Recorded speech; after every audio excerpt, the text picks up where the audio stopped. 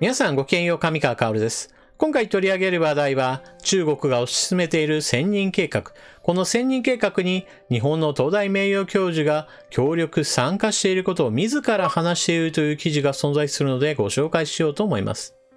ここ最近では日本学術会議の話題というのが何度となくニュースなどで出てきます。というのも、菅政権が6人の任命を拒否したことによって、この6人というのがまさに政権に対する批判というものを展開し、その批判に便乗する形で野党もここぞとばかりに政権批判を行っているからです。しかし、この任命拒否された6人というのがテレビインタビューを受けたときに一つ注目すべき発言を行いました。それは、日本学術会議においては、日本国内においては、軍事技術につながるような研究内容をしてはならないという自ら学問の自由を抑圧する団体であることを示しているのですが、この話題について触れられた質問で、日本の学者らの中に中国の1000人計画などによって他国の軍事技術につながるような活動をしている人たちがいるのではないかという質問を受けた際に、中国の1000人計画など聞いたこともない、そのような話をして日本学術会議を批判するのは大いな間違いだという話をしていました。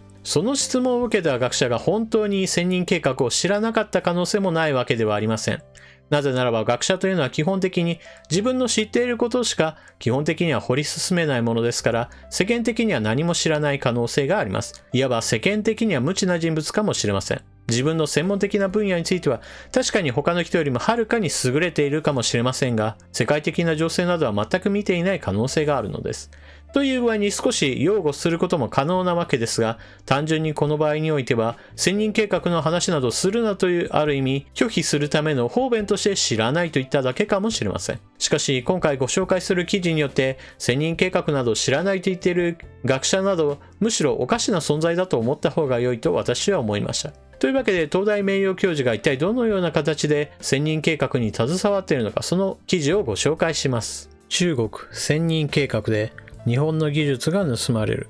参加の東大名誉教授が告白。中国は楽園。菅義偉総理が新会員候補の任命を拒否したことで大きな注目を集めている日本学術会議。中国政府が推進する1000人計画は、そのメンバーを含め日本人研究者も多数参加するプロジェクトだ。日本の科学技術が盗まれる可能性も囁かれる。その実態とは。中国政府が2008年に開始した1000人計画は、海外の優秀な研究者、技術者を誘致することを目的にしている。アメリカでは1000人計画に関連する中国へのスパイ容疑での摘発が相次いでおり、知的財産摂取のための計画として世界的に問題視されているのだ。今回週刊新潮は中国の教育機関や論文などの情報をもとに1000人計画に携わる日本の研究者を独自に特定。7月頃から接触を試みてきた。例えば、マイクロナノロボットや生物模倣ロボットシステムの権威で、日本学術会議の会員だった名城大学の福田敏夫教授は再三の依頼に無回答だった。口をつぐむ研究者も少なくない中、隣国という気安さから新天地を選んだと取材に応じてくれたのは、東京大学名誉教授で物理学が専門の土井正夫氏だ。現在は北京航空航天大学の教授として専門のソフトマター物理学を教えています。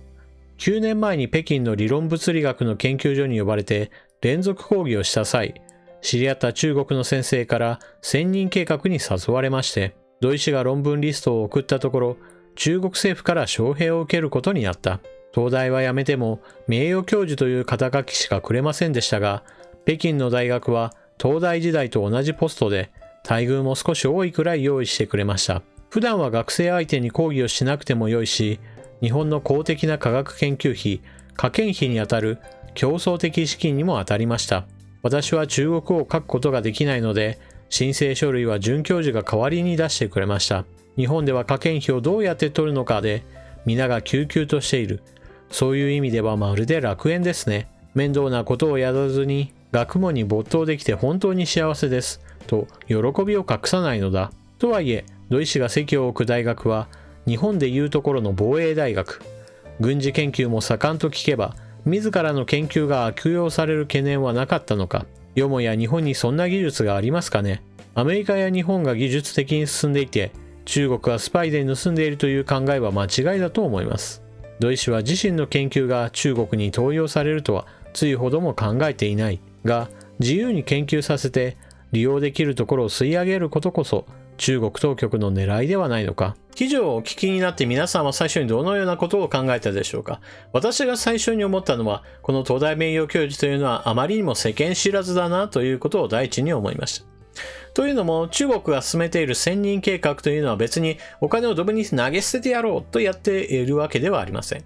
もちろんお金を出すからには、中国政府や中国共産党、中国人民解放軍、何らかの形で彼らにとって利益になるということが第一前提にあるはずです。そして今回の件で言えば、この東大名誉教授は中国における防衛大学においてその研究などを行っているわけですから、彼の研究に携わった人物は当然のようにその大学に残り、そしてその研究成果というものを中国共産党や中国の人民解放軍などへとその成果を反映させることでしょう。そういった意味において、彼の行っている研究そのものが直接作用しなくても、彼の研究やその活動に携わった人物たちが育成されることによって中国に利益がもたらされる可能性があるのです。そして彼がこうペラペラと喋ってくれたおかげで、中国の千人計画というのが別に都市伝説ではなく普通に存在している話というのを彼は証言しているわけです。このような点を考えれば、日本学術会議において任命拒否された6人の中で中国の千人計画などその存在そのものを聞いたこともない、そのような話をして日本学術会議を批判するのは間違いだといった話をしていた、そのような人物こそ本当は非常に危険な人物であることがお分かりでしょう。というのも、中国の千人計画の一つの問題としては、表立ってお金を渡していることを公表しているような人物とは別に、お金をもらっていることを隠して活動している学者らも世界中に存在しているからです。アメリカなどにおいてまさにその点について、情報の垂れ流しなどが発見され、逮捕されるといったことがニュースになりました。私のチャンネルにおいても、こうした中国の千人活動などのいわば非合法の活動に資金提供されていることが確認されており、それがまさにアメリカから中国に対する大きな批判の的となっています。そしてアメリカにおいては、そういったスパイ行為が行われていることを探すための活動というのが行われているのですが、残念ながら日本においてはそうした活動というものを積極的に取り締まるような法律、そして機関なども存在しません。ですから、今回のように千人計画などありますよという話を堂々と言える人物とはまた別に、千人計画のようなところからお金をもらっていてもそのことを全く喋らない人物などが日本国内において活動し、そして日本の政府機関から研究資金を得る一方で中国からもお金をもらって、そして自分の研究成果などを中国へと横流してしまうような人物というものも当然存在するでしょう。そのように水面下に隠れた形で中国の魔の手というものが伸びているということこそが一番の問題だと私は考えています。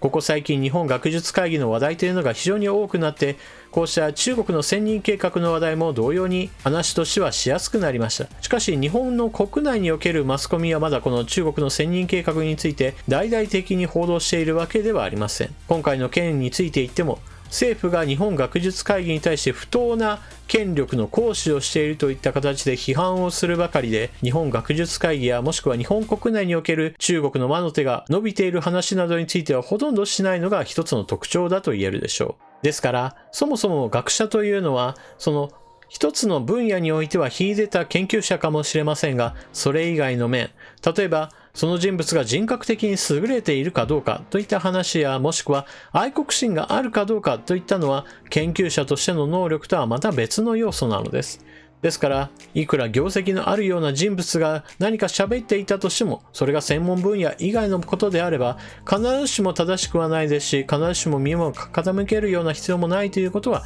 場面場面によっては存在するということを私たちは冷静に見なければなりません。そして今回ご紹介したような中国の千人計画に加えるような研究者が続々と出ないようにするためには、何といっても日本国内における研究活動などについての環境整備をする必要があります。お金の面について言えば他から持ってくるほかはないでしょう。しかしそのようなためには何かしらについて是正する必要があります。例えば日本国内においてはエフランと呼ばれるような存在してもほとんど意味のないような大学というものが数多くあると言われていますし、また大学経営を成り立たせるために海外からの留学生、特に中国や韓国からそういった国からばかり留学生を集めるような大学なども存在しています。そのような大学などについては少なくとも政府系のお金というものは一切出さないようにして引き上げるというのも一つの手でしょう。そして中国の千人計画のようなところから非合法にお金を受け取っているような人物がいて情報を垂れ流しなうということが、そういったことがあるのであれば、それを積極的に取り締まるための法律と積極的に調べるための組織というものがどうしても欠かせないと私は考えています。皆さんはこのニュースを聞かれてどのようなことを考えたでしょうか。ぜひともコメントしていってください。それでは動画最後までご視聴いただきありがとうございました。チャンネル登録していない方はぜひともチャンネル登録を、そして動画を見終わったら評価ボタンのクリックもよろしくお願いします。それでは次の動画でまたお目にかかりましょう。またね。